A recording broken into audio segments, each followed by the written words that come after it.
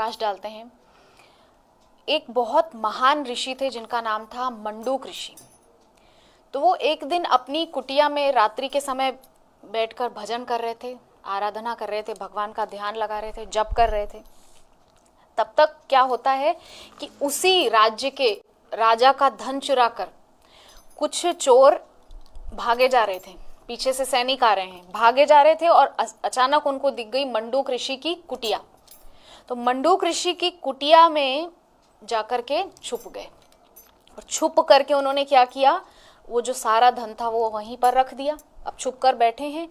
अब जैसे ही सैनिक आए तो सैनिकों की सबसे पहले दृष्टि पड़ी मंडूक ऋषि पर और बाद में पूरी कुटिया की छानबीन की तो वो दोनों चोर भी मिल गए और वो धन भी मिल गया। अब वो सैनिक चोरों के साथ साथ मंडूक ऋषि को भी लेकर राजा के सामने पहुंच गए कि देखिए हम इन चोरों को पकड़ लाए हैं। अब राजा ने देखा, तीनों को चोर समझ के तीनों को मृत्युदंड का आदेश दे दिया।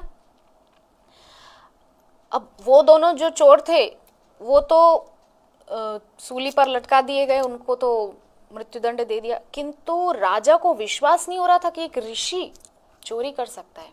मेरे राज्य में एक महान ऋषि रहते हैं, वो चोरी कर सकते हैं, यकीन नहीं हो रहा था राजा को। तो राजा उनको सूली देने से पहले उनसे पूछ रहा था कि आपकी कोई इच्छा है। तो मंडूक ऋषि ने कहा कि राजन, असल में मुझे आपसे कोई वो नहीं है, आपके प्रति मेरे अंदर कोई क्रोध नहीं है कि आप मुझे दंड दे रहे हैं। असल में मुझे क्रोध इस समय आ रहा है यमराज पर कि मेरा कोई दोष नहीं था, तब भी मुझे इस अवस्था तक पहुंचा दिया। मतलब फांसी का फंदा मेरे सामने है और यहां तक मुझे पहुंचा दिया। तो मैं अब जाऊंगा, यमराज से मिलना चाहता हूं। तो उसी समय मंडूक ऋषि गए हैं और यमराज से साक्षात्कार किया है उन्होंने और यमराज से जाकर के प्रश्न पूछ रहे हैं कि आपने ऐसा क्यों किया मेरे साथ? मेरा तो कोई अपराध नहीं था, मैंने तो आपका धन नहीं चुराया, उस राजा का धन नहीं चुराया था, तो मुझे क्यों फांसी के फंदे तक पहुंचाया और क्यों मुझे इतना कठोर दंड देने का आपने प्रावधान किया? तब यमराज मंडूक ऋषि को बताते हैं कि आप जब 3-4 वर्ष के बालक थे तब आपने एक पतंगा होता है, पतंगा हम सभी समझते, पतंगा को आपने क्या किया, अग्नि के सामने आपने रख दिया तो वो जल के भस्म हो गया। तो उस एक अपराध के कारण आपको फांसी के फंदे तक जाना पड़ा। यद्यपि फांसी के फंदे में उनको लटकना नहीं पड़ा, किंतु आपको वहां तक जाना पड़ा आपके उस एक गलती के कारण। तब मंडूक ऋषि ने कहा कि तुम इतना समझते नहीं हो, तुम्हें इतनी संवेदनशीलता नहीं है कि एक 3-4 वर्ष का बालक क्या समझेगा, क्या जानेगा वो कि क्या होता है, पतंगा को मारने से क्या होता है इत्यादि ये सब। तब मंडूक ऋषि ने नया प्रावधान निकाला कि 5 वर्ष तक का बालक यदि कोई अपराध करता है तो उसका फल उसको भुगतना नहीं पड़ेगा, क्योंकि वो अनजान है, वो जानता नहीं उसका मर्म क्या है, उसका फल वो नहीं जानता है।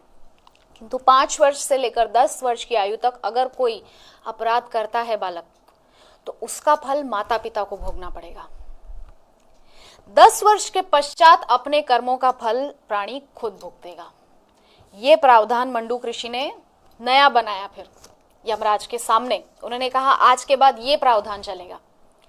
और तब उन्होंने शाप दिया यमराज को कि तुम में जरा भी संवेदनशीलता नहीं है कि तुमने मुझे उस अवस्था तक पहुंचा दिया। अब मैं तुम्हें शाप देता हूं कि तुम खुद भी शूद्र शरीर धारण करके पृथ्वीलोक में जाओगे और देखोगे कि कितनी कठिन परिस्थितियों में रहना पड़ता है उस मृत्युलोक में।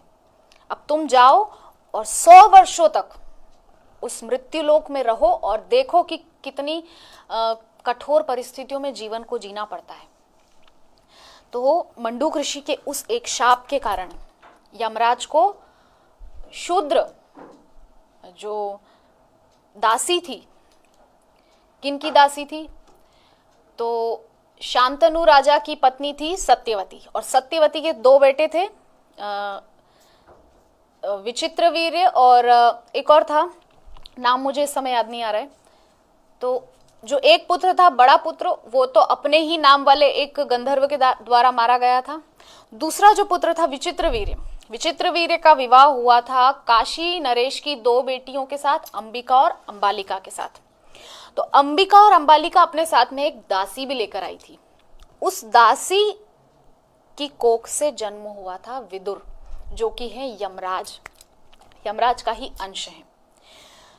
तो शूद्र स्त्री की कोख से उत्पन्न हुए। जी,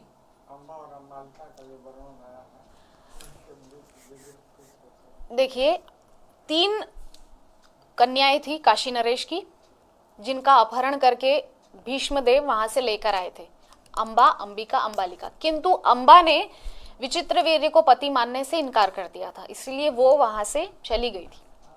तब रही थी अंबिका और अंबालिका, और साथ में आई थी उनकी एक दासी। ठीक है, तो वेदव्यास के आशीर्वाद से अंबिका को उत्पन्न हुए। अंबिका के गर्भ से वेदव्यास के आशीर्वाद से हुए धृतराष्ट्र, अंबालिका से हुए पांडु, और उस दासी की कोख से उत्पन्न हुए विदुर।